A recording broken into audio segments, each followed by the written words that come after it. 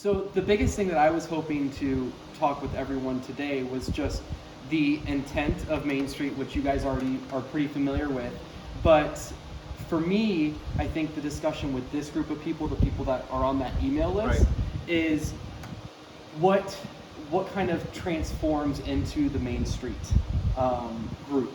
And I think that there's essentially two options: that the downtown group that you have on that email starts doing the Main Street business, or that they become focused on their businesses and have their own coordination meetings and these meetings that are already happening, and Main Street starts to meet as something separate.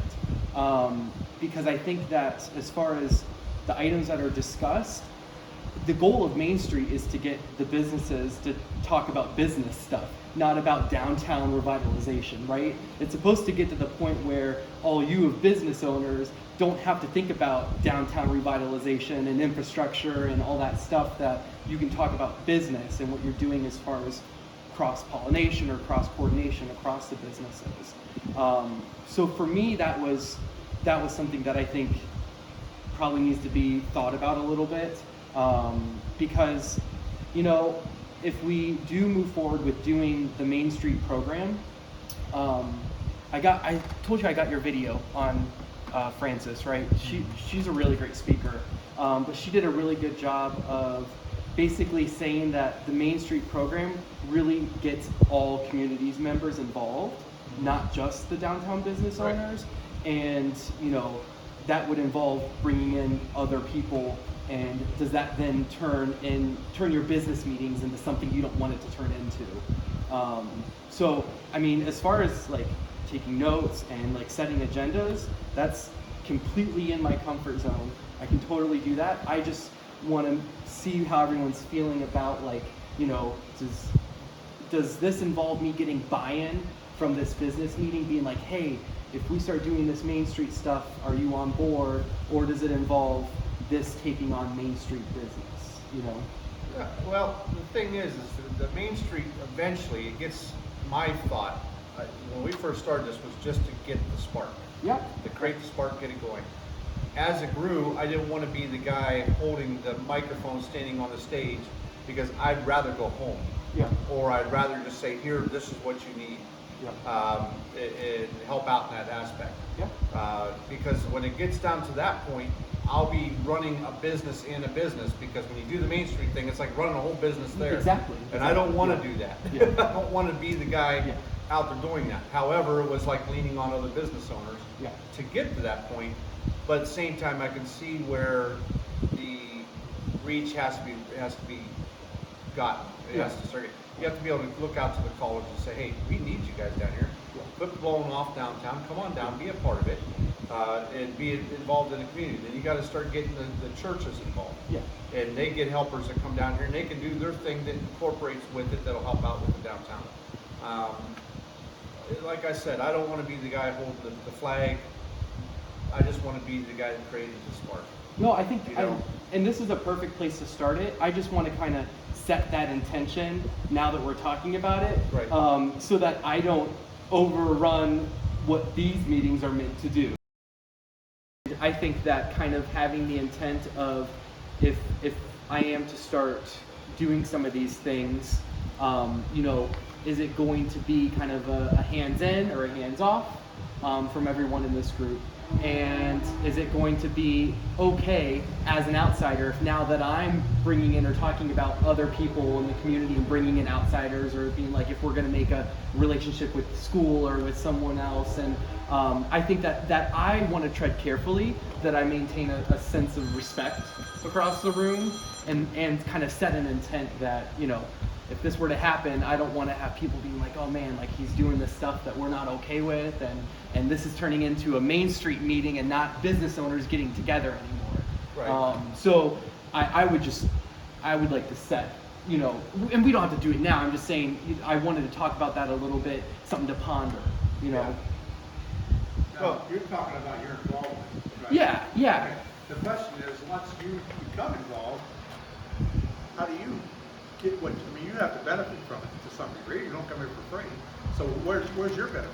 I mean, my benefit is, Just because you're gonna make us happy, right? honestly, I know it sounds crazy, and I know it's not believable. I really do. I mean, we were living in Kent, and we were happy there, and I'm an instructor there, and we were going to start our family there. But I mean, honestly, there was a connection to this family that had a house for sale in Alliance. It was this old house. We decided to up our entire lives and move here because, one, I really liked how much history Alliance had in the house that we had purchased. Right. And I made a decision early on that I was going to make this my life, my ability to get involved in the community. Being on the board at the Preservation Society and also on the City Commission.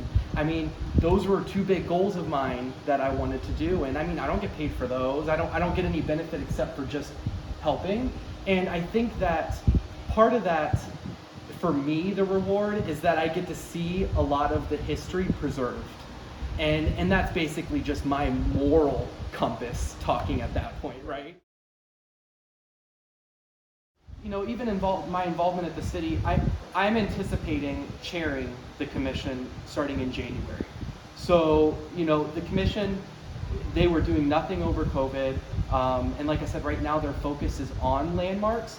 But really, they have power to do more than that. It's just, I need to know what's happening on the ground.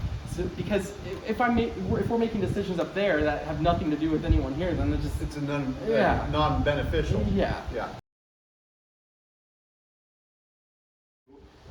Coordinate the thematics of what's this First Friday's theme or whatever, and reaching out to everyone and looking for funding where we need it, and any city permits or approval that we need for sidewalks, which the goal is to not have to get permits, but Right.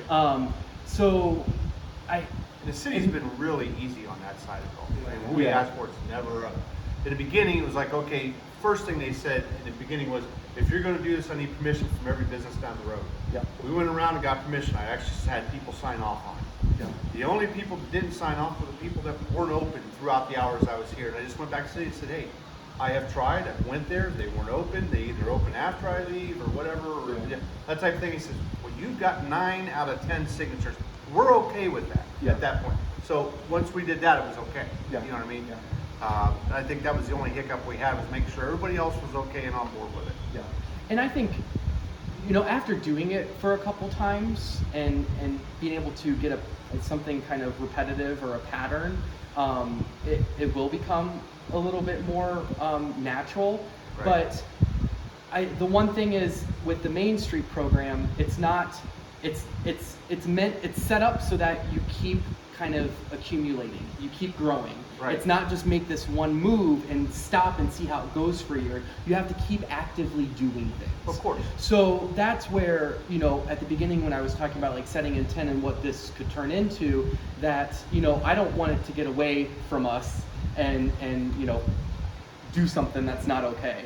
I think that if we were to do the first couple First Fridays, I would like to, as my approach is, start reaching out to other people in the community ASAP.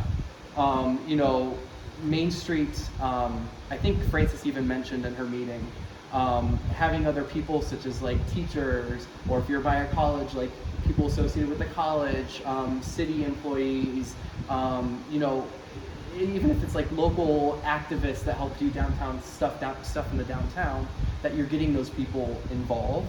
Yeah.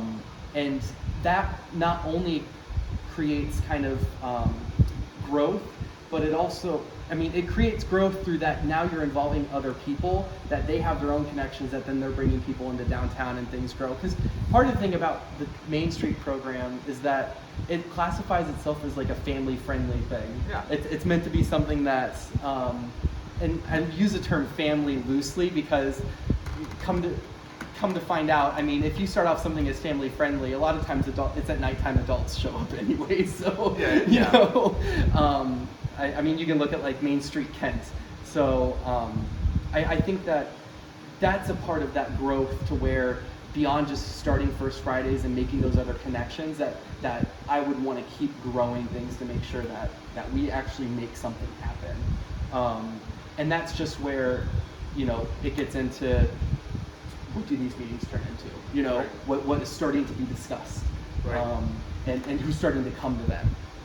You know, does it turn into something where now all of a sudden we have 10 community members, and I know this is getting ahead of myself, but I like to plan out a little bit.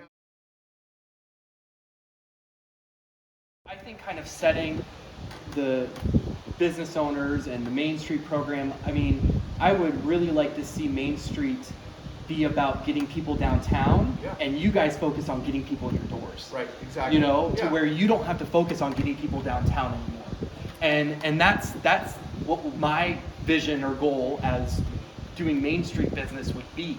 Right.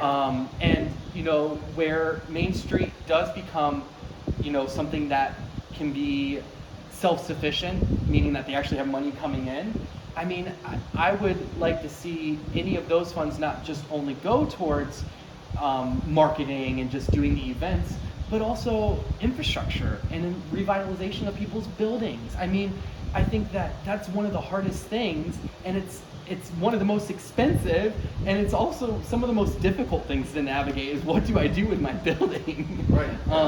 We And all know that. It I don't is. doubt We've that. already talked about different avenues of things we can do with this building Yeah. from time to time, because we look at, hey, this is an antique shop, but you know what? From August to March, it's great. But from March to August, yeah. because you got garage sales, flea markets, auctions, all the things we got to compete against, hurts our business. Yeah. So we do is we eat hamburgers and then we start eating hot dogs. And we go back to eating hamburgers and we eat hot dogs, you know? Still costs money to keep the lights on. Yeah, Yeah. so we have to do that wave. So Now, we we're got. talking about just giving everybody a flashlight, let alone, A lantern.